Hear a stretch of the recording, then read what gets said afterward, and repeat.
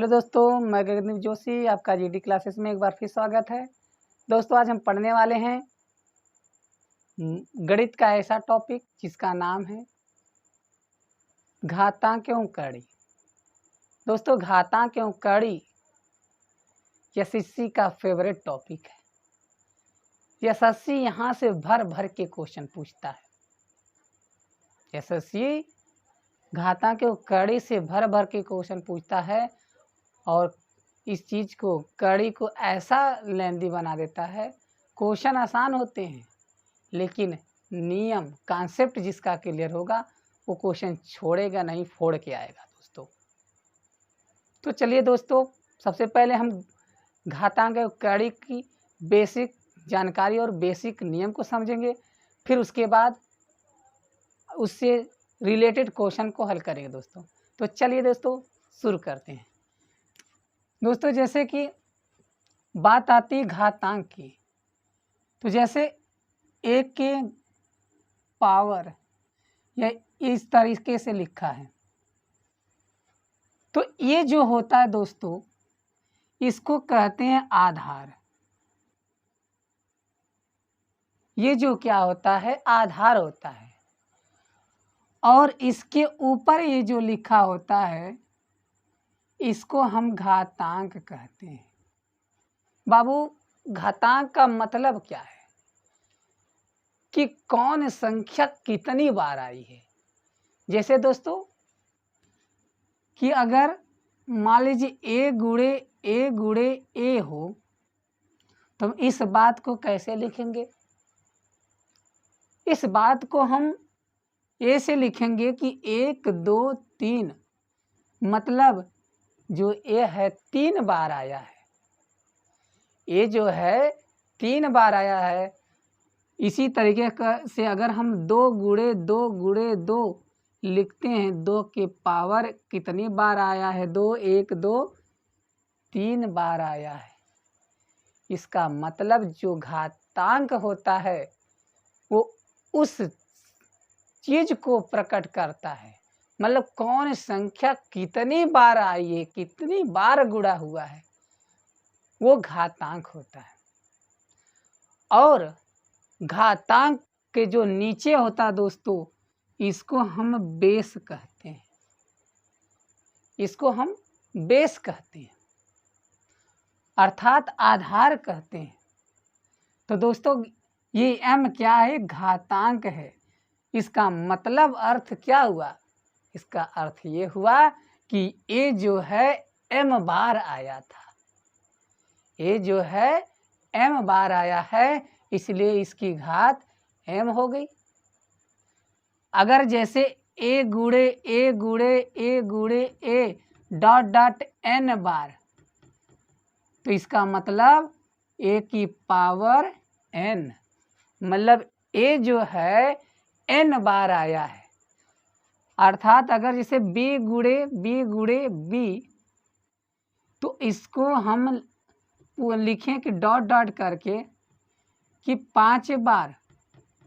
इसका मतलब ये हुआ कि b के ऊपर 5 पावर घातांक, इसका मतलब जो b है वो 5 बार आया है।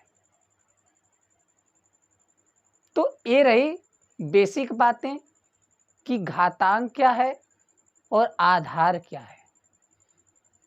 घातांक क्या है, आधार क्या है। तो दोस्तों, अब हम चलते हैं कुछ नियम की तरफ कि नियम क्या है, घातांक के नियम क्या है। घातांक के नियम, घातांक के नियम। देखो बाबू, घातांक के कई ठे नियम है, कई ठे नियम है बाबू। और नियम सबसे एक नियम ये है कि अगर a की पावर m हो और a की पावर n हो, तो इसके बराबर एक होता है। जब देखो, जब दोनों का आधार सेम हो, जब दोनों संख्याओं का आधार सेम हो तो आधार को एक बार लिखते हैं और जो इसकी घात होती है उस घात को हम जोड़ देते हैं तो m प्लस n होता है, m प्लस n हो जाता है दोस्तों। यदि a की पावर m गुणे b की पावर m, जब आधार अलग अलग हो और घात बराबर हो तो दोस्तों घात एक बार लिखी जाती है और इसके नीचे a है, दोनों आधार का आपस में गुणा कर दिया जाता है, दोनों आधार का आपस में गुणा कर दिया जाता है। जैसे देखते हैं दोस्तों, एक उदाहरण लेते हैं हम लोग। उदाहरण जैसे कि 2 की पावर 5 और 2 की पावर 2, तो हमने नियम अभी पढ़ा कि जब आधार सेम हो तो एक बार लिखते हैं और उसके ऊपर जितनी पावर होती, जितनी घात होती है उसको हम जोड़ देते हैं। तो 5 और 2 कितना हो जाएगा? 5 और 2 7 हो जाएगा, अर्थात 2 के ऊपर 7 घात हो जाएगी।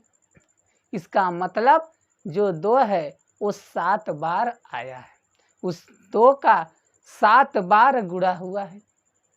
अगर दोस्तों कि अगर यही हो जाए कि 2 की पावर 3 और 3 की पावर 3, जब दोनों का घात सेम है तो घात सेम होता है तो एक बार लिखते हैं, अगर और उस आधार का गुणा कर देते हैं दोस्तों तो 2 की घातें 3 है बाबू, 2 गुणे 3 के पावर 3 हो जाएगा। अगर हम इसका गुणा कर देते 3 दूनी 6 और उसकी घात 3 हो जाएगा। अगर इसी तरीके से ये कहा जाए कि a की पावर m, a की पावर n और a की पावर p हो तो इसके बराबर होता है, अभी मैंने समझा कि जब किसी संख्याओं का आधार सेम हो तो एक बार लिखते हैं और उनकी घातों को आपस में जोड़ देते हैं तो m plus n plus p, तो m plus n plus p हो जाता है। ये केवल 3 संख्याओं पे नहीं है, ये जितना चाहो उतना, चाहे 10 संख्या हो, अगर उसका आधार सेम हो, घातें अलग अलग हों तो हमेशा आधार को एक बार लिखते हैं और उनकी घात को जोड़ के लिखते हैं। इसी तरीके से अब एक नियम और है, वो नियम क्या है? जैसे अगर a की पावर m अब बटे a की पावर n, तो दोस्तों इसको क्या लिखेंगे? तो जब हमने देखा कि दोनों की आधार सेम है तो हमेशा क्या होता है, घातें घट जाती है, ऊपर चला जाता है और ये क्या हो जाएगा, m माइनस n हो जाता है। यदि ये तब होगा m माइनस n जब m बड़ा होगा n से। लेकिन बाबू अगर a की घात m और a की घात n, इसके बराबर a भी लिख सकते हैं कि a की पावर n माइनस m, तब लिख सकते हैं जब n बड़ा होगा m से। मतलब जब नीचे वाली घात बड़ी होगी ऊपर वाले से तो हम उस चीज को पलट के लिख देते हैं। तो हम ये नीचे भेज के घटा लेते हैं हम लोग। अर्थात जैसे देखिए एग्जाम्पल समझते हैं हम लोग। जैसे अगर 2 की पावर 3 हो अब बटे 2 की पावर 2 हो तो हम इसको जब दोनों का आधार सेम हो और ऊपर वाली घात बड़ी है तो पहले बड़ी को लिखेंगे और ऊपर वाला इधर जाएगा तो माइनस, तो इसके बराबर 2 की घात 1 आ जाएगा। लेकिन अगर यही 2 की घात 2 हो अपटे 2 की घात 3 हो तो दोनों का आधार सेम, तो एक बार लिखेंगे और ये 2 है और ये ऊपर जाएगा तो माइनस की 3 घात लग जाएगा। और जब हमें पता है कि 3 में से 2 गया तो -1 बचेगा। और हमें हमेशा याद होना चाहिए कि कोई भी संख्या अगर उसकी घात पावर माइनस के पावर हो, उसकी घातांक माइनस के साथ हो तो उस चीज को हम 1 बटे के रूप में नीचे प्लस के साथ लिख सकते हैं। जैसे 2 की पावर -1 तो हम इसको लिख सकते हैं 1 बटे 2 की पावर +1। अगर 5 की पावर -2 तो हम इसको लिख सकते हैं 1 बटे 5 के पावर +2। ये दोनों इक्वल है, दोनों में कोई फर्क नहीं। नियम यह है कि अगर 1 की पावर m और फिर पूरे के पावर n तो बाबू हमेशा जब ब्रैकेट के साथ पावर लगता है तो इन दोनों का गुणा हो जाता है। m गुणे n या आगे पीछे हम कर सकते हैं n गुणे m भी लिख सकते हैं। यदि 1 की पावर m 1 की पावर n हो तो बाबू क्या कहा जाएगा? क्या ये दोनों सेम है क्या? 1 की पावर m और n की पावर सेम, ये सेम है क्या? तो आप कहोगे कि ये कभी भी बराबर नहीं है। कैसे बराबर नहीं है? कहोगे सर जी बतावा कैसे बराबर नहीं है? तो कैसे बराबर नहीं है चलिए देखते हैं।